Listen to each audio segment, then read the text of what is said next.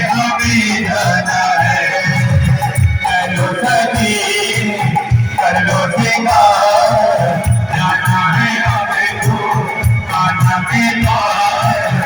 ओ गई आ गई कान्हा के दर पे हमें जाना है। कान्हा के दर पे हमें जाना है।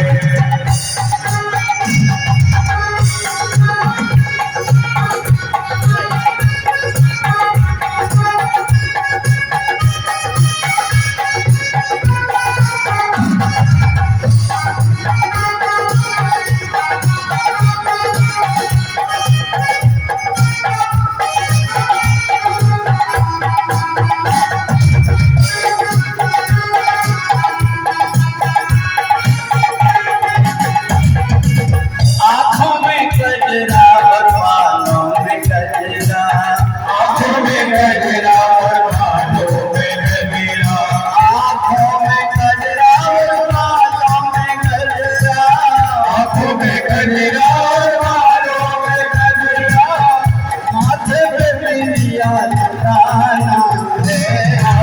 कान्हा के दर हमें पाना है।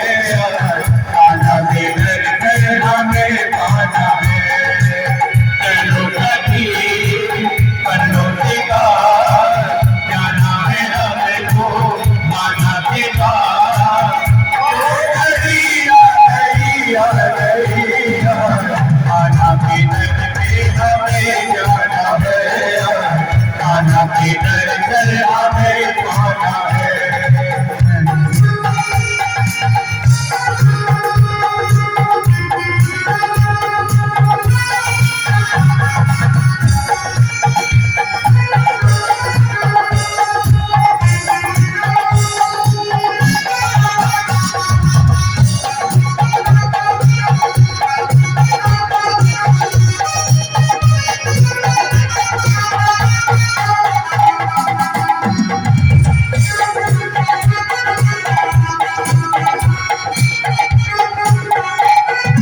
हाथों में चूड़िया और पाँवों में पायल, हाथों में चूड़िया और पाँवों में पायल, हाथों में चूड़िया और पाँवों में पायल, हाथों में चूड़िया और पाँवों में पायल, कमर में करधन पहनना है। कान्हा के दर पे हमें जाना है। कान्हा के दर पे हमें जाना है। चलो सखी कर लो सिंगार, जाना है हमें तो कान्हा के द्वार। ओ गलिया गलिया कान्हा के दर पे हमें जाना है। कान्हा के दर हमें पाना है। कान्हा के दर हमें जाना है। कान्हा के दर हमें जाना है। आज भी वृंदावन जो गए हैं उनको पता है कि आज भी भगवान श्याम सुंदर की महारास प्रतिदिन निधिवन में होती। दीपावली के बाद में हम लोग वहाँ पर भागवत कथा करने के लिए जाएंगे। तो इसलिए जो वृंदावन धाम है जहाँ भगवान की आज भी नित्य रास लीला हो रही है, ये सखियाँ रोज निधि वन में राधा जी के साथ में जाकर के भगवान श्याम सुंदर की रास में सम्मिलित होती। सब सखियाँ भगवान श्याम सुंदर को बीच में लिटा ली। कन्हैया, तुम्हारे प्रेम को देख करके लगता है कि कहीं ऐसा तो नहीं कि हम तुमसे बिछड़ करके कहीं दूर चले जाएंगे। भगवान श्याम सुंदर कुछ बोलते नहीं। जब नहीं बोलते तो राधा जी समझ गई कि कोई ना कोई बात जरूर। कान्हा कुछ बोल नहीं रहे। भगवान श्याम सुंदर ने देखा अब मेरे को मथुरा जाना है, तो भगवान श्याम सुंदर ने एक दिन राधा को कहा, राधा मैं तुम्हें कुछ कहना चाहता हूँ। यहाँ जितनी भी गोपियाँ हैं ये मेरे से इतना प्रेम करती हैं इन गोपियों के प्रेम से मैं पूर्ण नहीं हो पाता। इसलिए मैं तुम्हें कहता हूँ कि जब कभी भी ये मेरी चर्चा करें इनको सांत्वना देना, क्योंकि मैं हमेशा तो उनके पास रह नहीं पाऊँगा, मेरे को और भी आगे की लीला करना है। राधा रानी समझ गई कि कन्हैया अब मेरे से कहीं दूर जाने वाले। भगवान श्याम सुंदर की बात सुन करके अकेले में राधा रानी कदम के पेड़ के नीचे जाकर के बैठ करके रोया कर। भगवान श्याम सुंदर ने देखा राधा की आंख लाल लाल है। राधा आखिर बात क्या है? कहा नहीं कन्हैया, कन्हैया एक बात बताऊं, मेरे प्राण भले निकल जाए पर तुम मेरे से अलग मत हो। भगवान श्याम सुंदर ने कहा देवी, मैं तो यहाँ पर लीला करने के लिए अवतार लिया हूँ। कंस के अत्याचार से सब लोग परेशान हैं, इसलिए मेरे को तो आगे जाना पड़ेगा। भगवान के जाने की बात सुन करके राधा रानी व्याकुल होकर के रात दिन खाना पीना छोड़ दी। अब इधर भगवान श्याम सुंदर बोल नहीं पाए, एक पत्र लिख करके सारी बात बता दिया कि मेरे को मथुरा जाना है। जैसे ही राधा रानी को पत्र मिला, अब तो राधा रानी फूट फूट करके रोने लगी। चिट्ठी पढ़कर राधा के बरसे ऐसे नैन कि नदियों में बाढ़ आ गई। पढ़कर राधा के बरसे ऐसे नैन कि जैसे यमुना में बाढ़ आ गई।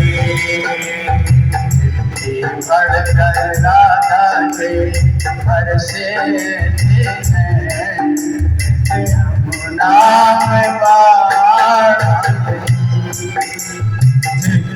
पढ़ के राधा के बरसे ऐसे नैन जैसे यमुना में बाढ़ आ गई। भगवान श्याम सुंदर ने राधा रानी को अपने हृदय से लगा लिया, और जैसे ही राधा रानी को हृदय से लगाया, अब राधा रानी का कृष्णमय स्वरूप हो गया। राधा रानी ने देखी कि मैं तो प्रीतम से अभिन्न हूँ, प्रीतम तो मेरे अंग संग में समा गए। अब तो राधा रानी गोपियों के बीच में नाचने लगी। सारी गोपियों को ये पता नहीं है कि आज राधा रानी को क्या हो गया। अब तो मैं कृष्ण हूँ कह करके उनके गले में हाथ डाल करके गोपियों के राधा रानी और अनेक प्रकार की कन्हैया की लीला करने लगे। कभी कोई सखी कुछ बन जाती, कभी कुछ बन करके लीलाएं करने लगी। इधर कंस को बड़ी व्याकुलता हो। कंस ने कहा कि एक बात बताओ कि अब कृष्ण और बलराम को मारने का उपाय क्या है?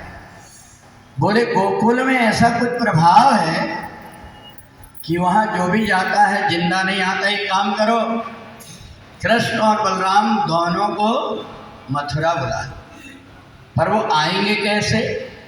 क्या अपने यहाँ पर अक्रूर जी हैं, अगर अक्रूर जी जाएंगे तो कृष्ण और बलराम मना नहीं करेंगे, और अक्रूर जी तब जाएंगे जबकि देवकी और वसुदेव उनको आज्ञा दें। अब इधर वसुदेव और देवकी को दरबार में बुलाया कंस ने और कहा सुनो, हमें सब पता लग गया है कि कृष्ण और बलराम ये तुम्हारे ही बेटे हैं। तुमने हमारे साथ चाल चली है, हम चाहें तो तुम्हें फांसी में लटका सकते हैं, पर हम तुमको फांसी में नहीं लटकाएंगे, क्योंकि कृष्ण और बलराम को हमें मारना है, वो हमारी मौत के कारण है। इसलिए तुम अक्रूर को आज्ञा दो और कहो कि जाकर के वो कृष्ण और बलराम को लेकर के आए। अक्रूर ने कहा मेरा गला काट दो, परंतु मैं कृष्ण और बलराम को लेने के लिए नहीं जाता। वसुदेव और देवकी से कहा कहो। देवकी ने कहा कि नहीं कहेंगे हम। जैसे ही सैनिकों को कहा, पैर में बेड़ियां बांध करके वसुदेव की बड़े बड़े जहरीले सांप को कुएं में डाल करके वसुदेव को उल्टा लटका दिया। देवकी ने देखी, कांपने लगी। अब तो मेरे पति की जीवन नैया समाप्त हो जाएगी। अब इधर जाए तो कुआं, इधर जाए तो खाई। बेटों की तरफ देखें कि पति की तरफ देखें। देवकी को याद आई कि मेरा कन्हैया जब मेरे सामने आया था तो वो चतुर्भुज रूप है, और मेरे कन्हैया अगर परमात्मा है तो उसको कोई मार नहीं पाए। देवकी ने कही कि मैं आज्ञा देती हूँ अक्रूर, मेरी सौगंध है तुमको, तुम जाओ और जाकर के कृष्ण और बलराम से कहना हम उनके माता और पिता हैं, हमारी आज्ञा है कि वो मथुरा में आए। कंस बड़ा प्रसन्न हो गया, रथ में बैठाल करके अक्रूर जी को भेज दिया मथुरा में। मथुरा में जैसे पहुँचे, आज कन्हैया इन सब गोपियों के बीच में बैठ करके एक दूसरे के हाथ पकड़ करके कहता है, गोपी तुमने मेरे को इन्हीं हाथों से माखन खिलाया है, इन्हीं पैरों से मेरे साथ में रास की है, और तुमने अब पता नहीं मेरे को माखन खाने को कब मिलेगा। गोपियों ने कही, कन्हैया तू बहकी बहकी बात क्यों कर रहा है? क्या पता है तुम्हें कल क्या है? बोले क्या है? बोले कल होली है, होली मैं तुम्हारे घर में जाऊंगा और जा कर के तिलक लगा करके सबको अपने गले लगाऊंगा। भगवान श्याम सुंदर सबको होली का निमंत्रण दे दिए और भगवान बरसाने पहुंच गए, और बरसाने में जा कर के भगवान उन ग्वाल वालों के साथ में होली खेलने लगे। बोलिए होली के रसिया की, होली खेले नंदलाल की, राधा रानी रंग बरसे। होली खेले नंदलाल की, राधा रानी रंग बरसे। होली खेले नंदलाल, राधा रानी रंग बरसे।